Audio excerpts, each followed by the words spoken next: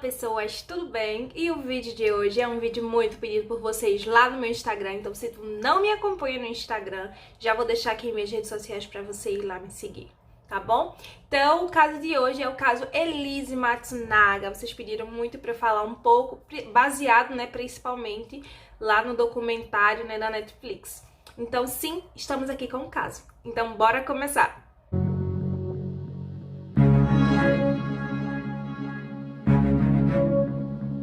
Elise Matsunaga nasceu na cidade de Shoppingzinho, lá no Paraná, no interiorzinho, uma cidade com mais ou menos uns 20 mil habitantes. Ela nasceu no dia 29 de novembro de 1981, cresceu lá em Shoppingzinho e depois ela se mudou para São Paulo, né? Quando em São Paulo ela conseguiu organizar a vida dela e ela começou a trabalhar também como garota de programa. E esse ponto do garoto de programa é onde pega pra muita gente, porque em toda a parte do julgamento frisaram tanto essa questão dela ser prostituta, né, que, cara, ela era prostituta. Frisaram tanto isso, menosprezaram tanto ela pela questão do que ela foi.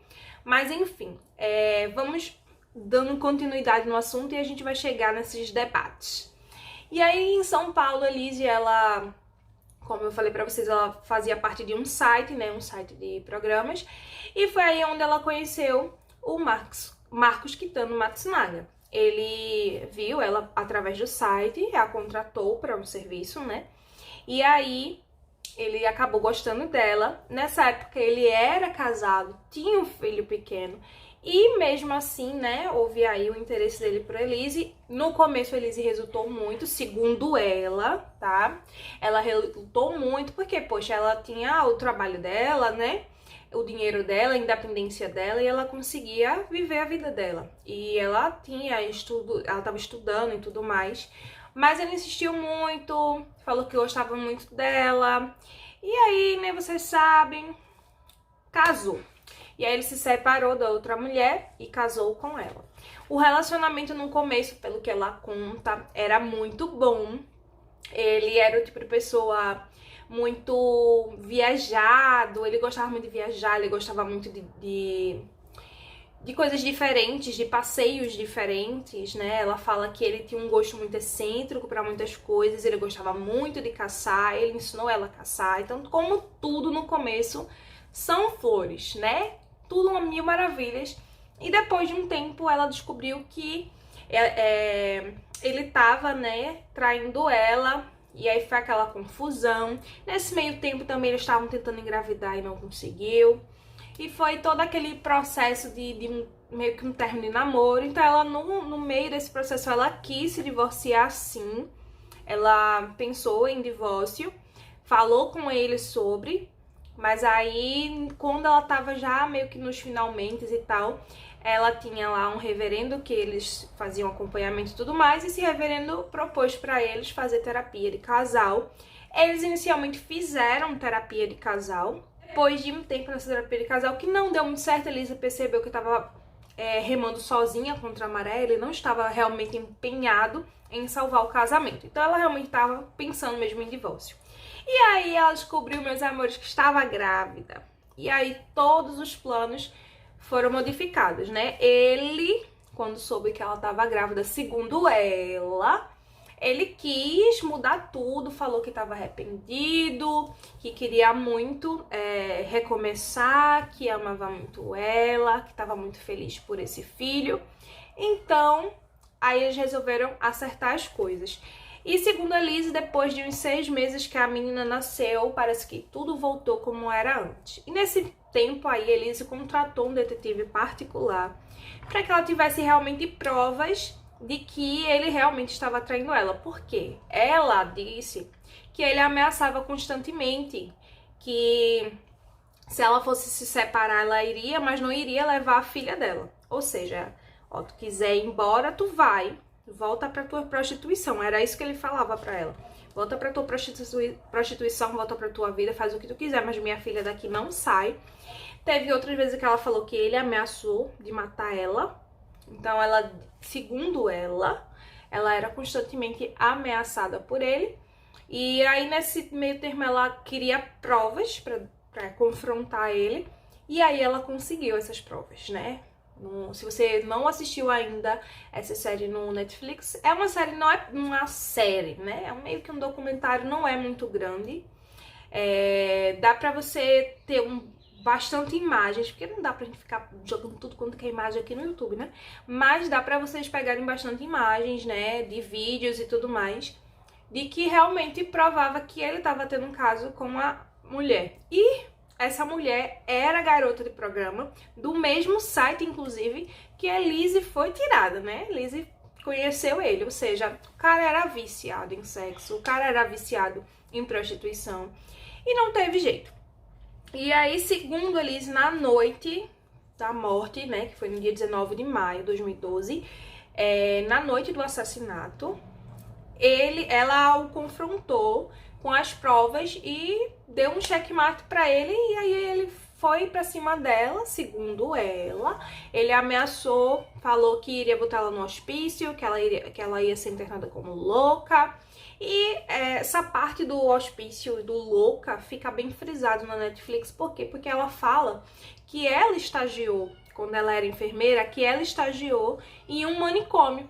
E que ela tinha muito medo, porque ela via as pessoas babando, via as pessoas totalmente sem lucidez nenhuma, que quem entrava não saía. Então ela tinha muito, muito medo de ir pra lá. Então ela tava em total desespero. Se vocês escutarem o miado, é a minha filhotinha que tá querendo entrar no quarto, mas entrar aqui é sinal de problema, então ignore o miado. E aí ela tinha muito medo, então assim, o pensamento dela era na hora, o desespero também, foi se defender, e ela se defendeu matando ele. Quando isso aconteceu, ela viu que a merda tava feita, foi que ela pensou, e agora como é que eu vou fazer pra me livrar dessa situação? Lizzie, ela trabalhou em centros cirúrgicos, né, amores? Então ela foi pra parte do esquartejamento, tá?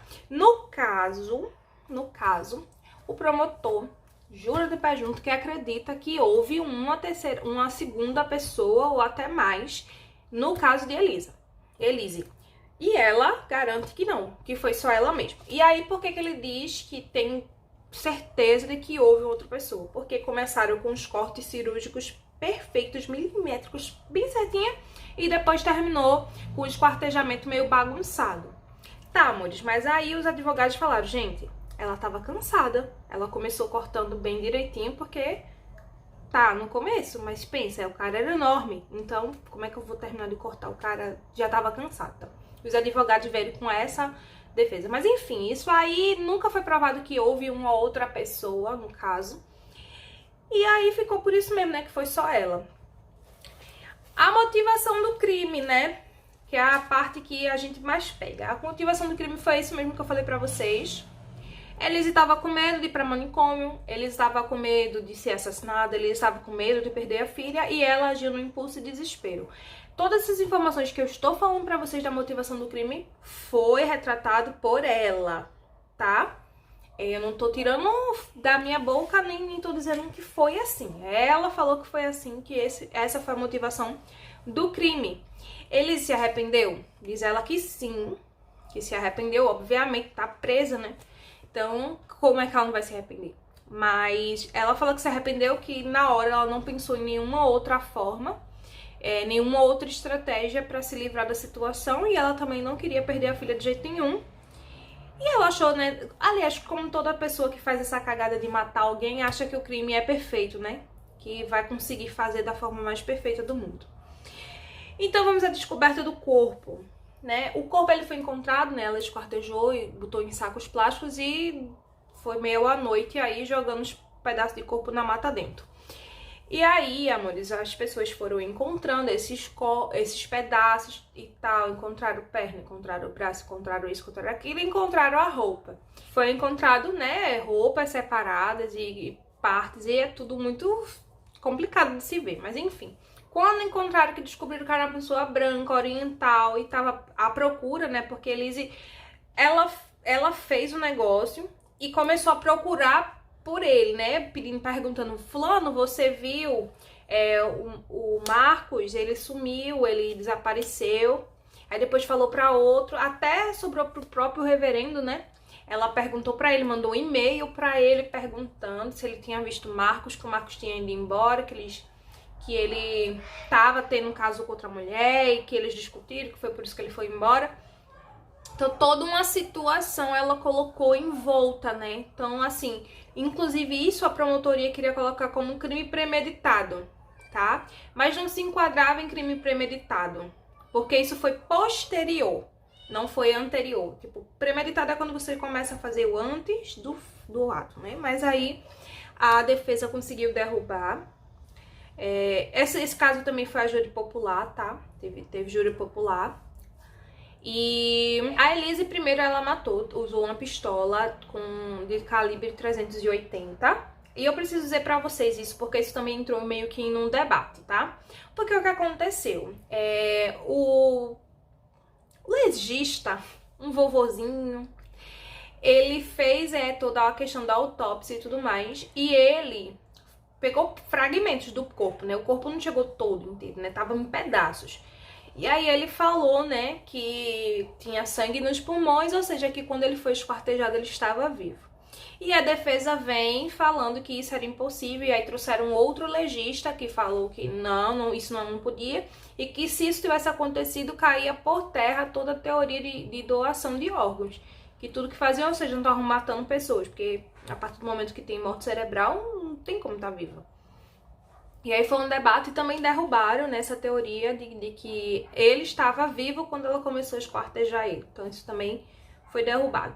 Enfim, o processo foi todo muito longo. Aliás, foi um dos julgamentos mais longos da história de São Paulo, porque foram 7 dias, né, de julgamento para poder chegar a uma conclusão. Foram muitos depoimentos. E dentro desse vai e vem de depoimentos e tudo mais, tentaram rebaixar a imagem de Elise. E aí foi quando eu falei pra vocês em relação à prostituição. E cara, isso no documentário do Netflix ficou pesado. Por quê?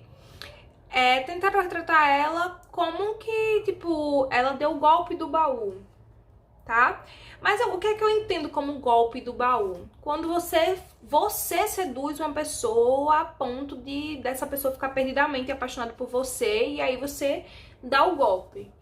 E não foi bem o que aconteceu, né? Tanto que ela não queria de imediato ficar com ele, ser a princesinha Cinderela, né? Que encontrou o príncipe encantado. Ela queria continuar com a vida dela, e mesmo assim ele insistiu muito. Gente, a gente tá falando de um homem adulto, tá? Ele quis casar com ela, ele quis dar um nome pra ela, ele quis comprar um apartamento e botar ela dentro. Então a gente tá falando de que ninguém botou uma faca na cabeça dele, tá? Essa teoria aí é muito ridícula. Vamos parar com esse machismo que é desnecessário. E enfim, ela casou com ele com todos os direitos, gente. Eles tinham até seguro de vida. O cara é um cara muito inteligente. O próprio amigo dele vai lá e fala no documentário, ele era um dos mais inteligentes da sala. Se o cara era tão inteligente, por que ele caiu num continho de fada da prostituta? Para, por favor. Já dei minha opinião aqui no que é que eu penso sobre isso. Enfim, o cara também, vamos combinar, né? Começaram a jogar, né, que ela era prostituta, que ele tirou ela daquela vida de lixo, que ele deu uma vida pra ela. Inclusive, no depoimento, é até questionado pra irmã dele, né? Porque ela fala que qualquer mulher gostaria de ter o irmão dela como marido. E aí a advogada pergunta assim: você gostaria de ser casada com um cara que te trai? Aí ela, não. Você gostaria de ser casada com um cara que te ameaça, de tirar teu filho? Ela, não. Cara, então ele não era o cara que toda mulher queria ter. Eu mesmo não queria um cara daquele, né? Sem contar que o cara é extremamente esquisito. Mas enfim, não vamos... Pobre do homem tá morto, né? Mas enfim. E aí o que é que acontece, né? No meio disso tudo, né? Dessa confusão toda que estão tentando humilhar ela, vem à tona todas as questões, porque ela tinha lá a filmagem do cara botando gaia nela, ela tinha lá a filmagem e mensagens e tudo mais, ela tinha a questão das brigas e tudo mais, que ele era violento, tinha a questão de que foi ele que ensinou ela a atirar, foi ele que ensinou ela a caçar. Então assim, tudo voltava também contra ele, a pessoa dele, e no julgamento a defesa foi muito sábia, muito inteligente de conseguir fazer essa reviravolta. E aí, nesse caso, A pena de Elisa não foi a máxima, que era de 30 anos, foi de 19 anos, tá? 19 anos, 11 meses e 7 dias. Esse foi o que o júri chegou e... O júri, na verdade, tirou... O júri, na verdade, decidiu, né, que não daria a pena máxima para ela, mas quem bateu o martelo com datas, dias e tudo mais foi o juiz, né? Foi a pena que o juiz deu. O juiz nem deu para um, nem deu para o outro. Que, na verdade, ali foi só para dizer se ela era culpada ou inocente, se era para pena máxima ou não, e aí cabia ao juiz finalizar o julgamento. É importante frisar que o julgamento no Brasil é totalmente diferente do julgamento de júri popular nos Estados Unidos. Porque, por exemplo, a gente já viu o caso lá do Gil Rugai, que foi um júri que não foi 100%, né? De condenado ou inocente.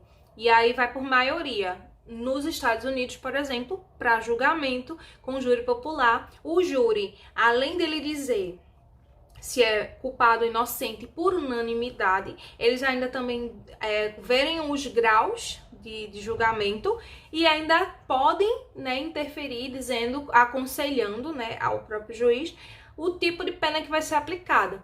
Que eu acho que se o júri tivesse participado dessa questão, eu acho que a pena dela nem tinha sido essa de 19 anos. Porque foi muito, né? Pra toda a comoção que fizeram em volta dela. Porque o que é que acontece, gente? Vamos se fosse para um oposto, né? Se fosse o contrário, fosse ela que tivesse botando, que tivesse traindo ele, se fosse ela que tivesse ameaçando de tirar o filho dele, se fosse ela que fosse a dona do dinheiro todo, se fosse o contrário, como é que seria visto? Né? Vamos parar para refletir se fosse o contrário, né? E fosse ele que tivesse matado, né? Seria feminicídio. A morte, ela não justifica, não é justificada de forma alguma, exceto em caso de legítima defesa. Eu sempre falo isso pra vocês. Pra mim, a morte ela é justificada quando é legítima defesa. Pra mim, meu ponto de vista, tá?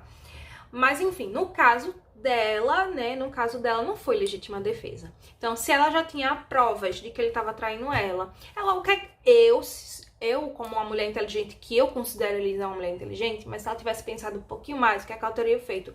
Teria dado um jeito de gravar as discussões, teria dado um jeito de conseguir mais provas e agindo friamente ali, gente. Vai sendo fria mesmo até tu ter o teu acumulado. Eu sei que ele é podre de poderoso, mas ela estava casada com ele, então ela tinha muito dinheiro também, então ela podia contratar um bom advogado e conseguir pelo menos um meio termo nessa situação. A morte foi uma consequência de desespero, mas não é justificável, tá? Então vamos deixar esse leque bem aberto que a forma que ela foi julgada, a forma que ela foi retratada como prostituta e tudo mais, isso me causa engoio do machismo e tudo mais, porque eu entendo que quando eu tô querendo defender uma coisa eu vou em busca do mais lapso possível, mas, poxa, cara, nada a ver. E depois disso ela já estava casada, então ela já era uma mulher digna, vamos dizer assim, pra sociedade. Ela estava casada, ela já era mãe, não pensaram nem nisso, né? Mas, tá, passou. Então, assim... E o caso também, vendo pelo outro lado, não justifica ela matar ele de forma alguma. Então tá, ela matou, ela foi condenada e ela vai pagar pelo crime dela. Priu, encerramos nessa situação. Então assim, o caso todo, gente, o caso é simples. Foi essa questão da motivação do crime que eu já falei pra vocês. O desespero dela na motivação do crime foi matar, ela matou. O desespero, depois que matou, foi esquartejar e desovar o corpo, porque ela não podia ficar com aquele corpo no apartamento dela por muito tempo. Uma hora ou outra ele ia ter que sair dali. Então essa foi a atitude dela, foi o cano de escape dela. E depois ela ter toda a questão, né, de misturar ali pra perguntar fulano se tu viu, pensar que foi sequestro e tudo mais, fazer toda aquela elaboração pra tentar um álibi pra ela, tá? Então, teve toda essa questão. Mas o caso é basicamente esse o resumo. Então, assim, por que eu trouxe esse caso aqui pra vocês? Porque vocês pediram muito, porque vocês também queriam o meu ponto de vista a respeito de todo o machismo que foi jogado na série no Netflix. E pra mim foi ridículo. Cara, aquele cara lá, que eu não sei de que país que ele era, que chegou lá, botou uma boinazinha na cabeça Ele botou uma boinazinha na cabeça. Aí botou uma boinazinha, tira a boinazinha. E não. Ele falou tudo. Ele foi o que mais frisou. Cara, ela é prostituta. E ele falou que quando bateu o olho nela, ele percebeu que essa mulher não presta. Então, assim, gente, a série, ela foi feita porque Elise, ela quis porque ela queria, em primeiro lugar, que a filha dela soubesse da história do ponto de vista dela. E ela deixa bem frisado isso, né? Tem até uma frase dela que é bem épica assim, que é: ela queria, filha, eu tentei não errar, mas eu não consegui. Então, assim, ela, segundo Elise, ela tentou não matar, mas ela se viu meio que num limbo e que ela não tinha outra opção. Mas aí, cara, Elise, poxa, tu matou o cara, agora tu não vai ter nem tua filha. Né? Como é que tu vai ter acesso à tua filha? Que tu tá presa agora, mulher. Daqui que tu sai, tua filha já tá adulta. Sabe-se lá Deus se ela vai querer te ver. Mas enfim, ela quis passar esse documentário para que a filha dela soubesse, porque a filha dela acabou indo morar com os pais, com os avós paternos, né? A princípio, os avós pediram um teste de DNA, porque quando souberam que ela era prostituta, disseram, ela podia ter dado para qualquer um. Então pode ser que seja de outra pessoa. E aí quando comprovou que a menina era de fato filha dele, ela disse, não, agora ela vem morar conosco, a gente vai dar tudo pra ela. E aí levaram a menina e tava aí nessa história de que a menina não iria ter acesso, que ela não teria acesso à mãe, né? Então, por conta disso, a Elise aceitou fazer esse documentário no Netflix para que a filha dela soubesse da história por parte dela, do ponto de vista dela, da forma que ela achava que por que aconteceu daquele jeito. Vocês entendem? A motivação dela de dar entrevista, porque tanta gente tentou entrevista com ela, ela se negou a todo momento. Mas na entrevista na Netflix, ela quis dar o ponto de vista dela, ela foi bem detalhista do ponto de vista dela, mas a gente também tem que entender que não dá pra se confiar 100%, porque é o ponto de vista dela, né? Eu acredito que toda história tem 3 lados, o lado da vítima, o lado do agressor e a verdade, né? Sempre tem os 3 pontos.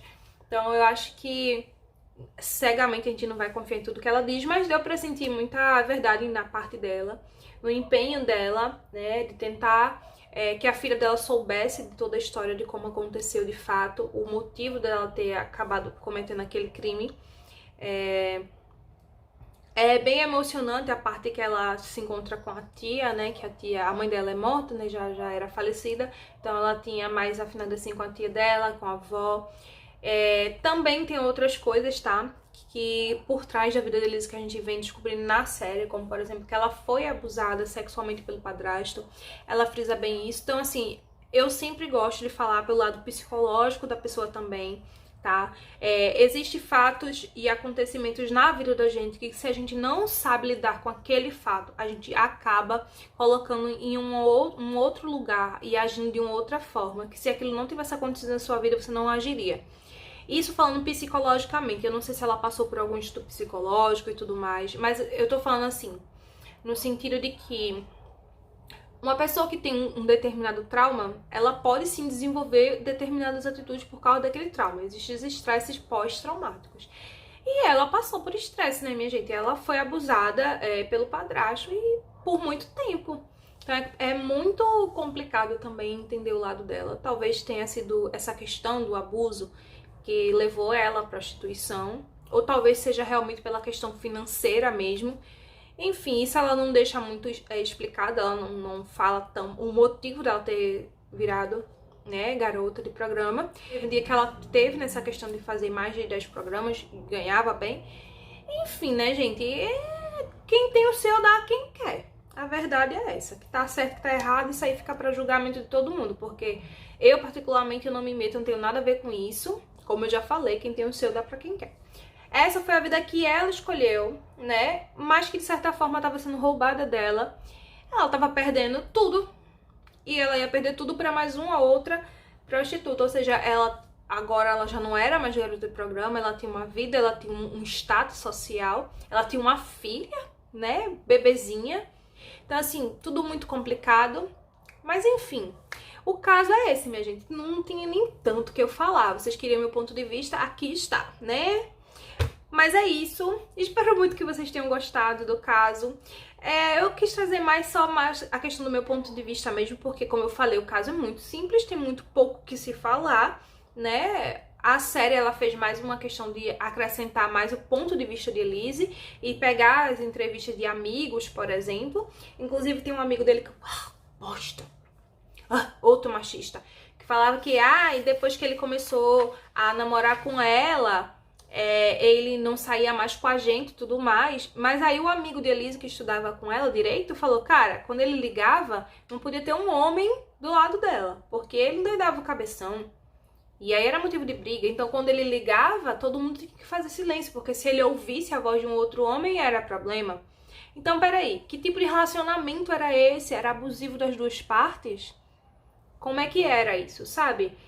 Então gente, não dá pra você ficar passando pano em cima do machismo, porque isso já deu. Então, a história de que ele era o coitadinho, um marmanjo velho, cara. Ela dominada, ela era dominadora, ela era... Não era, tá? Ele era dominador também. Ele ficava em cima dela, ele ligava distante. Então, peraí, né? É aquele negócio, né? Quem faz não quer que o outro faça.